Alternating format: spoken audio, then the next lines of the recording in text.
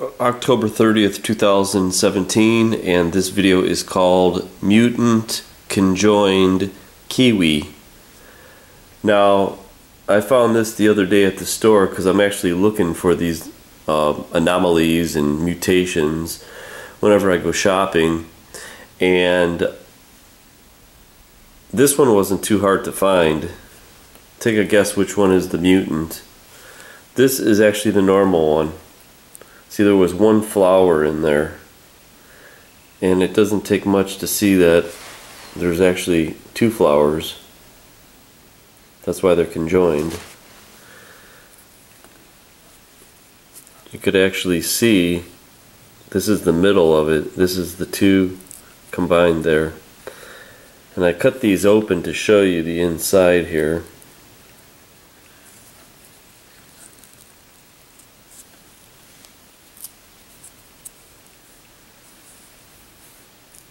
Now see, that's definitely conjoined. Now what I find interesting with this is these look like cells, and it's actually a perfect explanation of what's going on over here. Now if this is a cell, our cells in our body must go through millions of duplications, and that's how we grow, is through mitosis. And you probably learned about that in school. But through mitosis, it's a cell. Now during mitosis, the chromosomes, which already have duplicated, condense and attach to spindle fibers that pull one copy of each chromosome to opposite sides of the cell. And the result is two genetically identical daughter nuclei. So you're always, that's how everything grows, is you're getting two cells from one. So you would have one cell, and as the chromosomes grow, separate, and they pinch through, and then they create two cells. And this is happening probably to millions of cells in our bodies each day, probably every second. So what happens is, this is where the cells, I think, are at its most vulnerable, and this is where the pollution comes into play, because if you have one cell and you have, now inside the chromosomes are the instructions. It just basically is telling this plant or animal or whatever the organism is what to do, and it reacts. To a plant, it could react to light or heat or fertilizers or food or water. But what happens is, I think, when you have these the pollutions are what makes these errors. It's almost, in computer language, it's a syntax error. It cannot read and it cannot go on, so it creates these cancers or defects or errors in the code. And I think this is where the cancers are going to come from. So what happens is, something happened to the instruction on this one, because instead of separating like a normal cell would, see how if you pinch that there, you would have two separate kiwis. But for some reason, something happened to the instructions where they didn't separate. Now what I want to do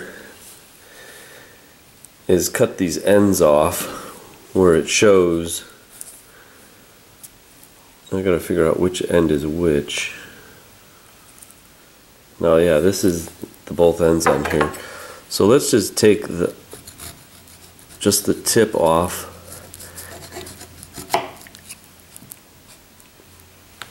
Something might present us.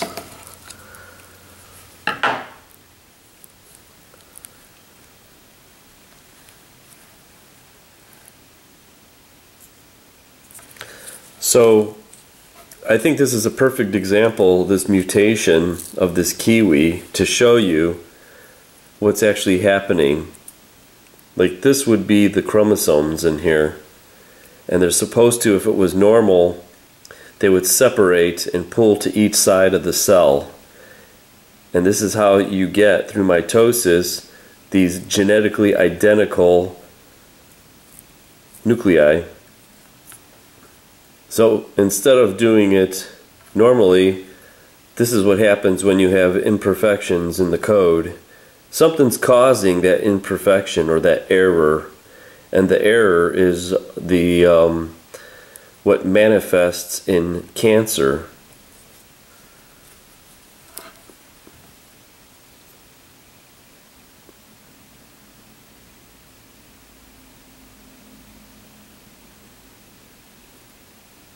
Now, my whole theory is this stuff safe to eat? Now, you cannot doubt that this is a conjoined mutation. It's kind of like a Siamese twin in humans. And when you see a Siamese twin in humans, it literally turns your head to see what's going on over there. Now Siamese twins are probably 1 in a billion in the population because they're so rare. It's a genetic defect. And just like this kiwi, this has a genetic defect. All I could say is, as time goes by and Fukushima keeps leaking, everybody thinks the ocean is like too big to spoil. Well, eventually, with these isotopes, these half-lives are going to be around for millions of years. I don't think we're going to end up winning in the end. Because in the end, even if you took a raindrop or a drop of water and dropped it on cement, in a couple months or even in a year, you might not see anything, but that one little drop will actually put a hole through the concrete in time. So I don't think we're thinking long term. I think it's the Fukushima is a short term fix that right now they haven't invented the technology to deal with fixing it, and with it not being in the headline news, no one really cares about it. But unfortunately, we're going to get more of these mutations, not only in plants and animals, but also in humans.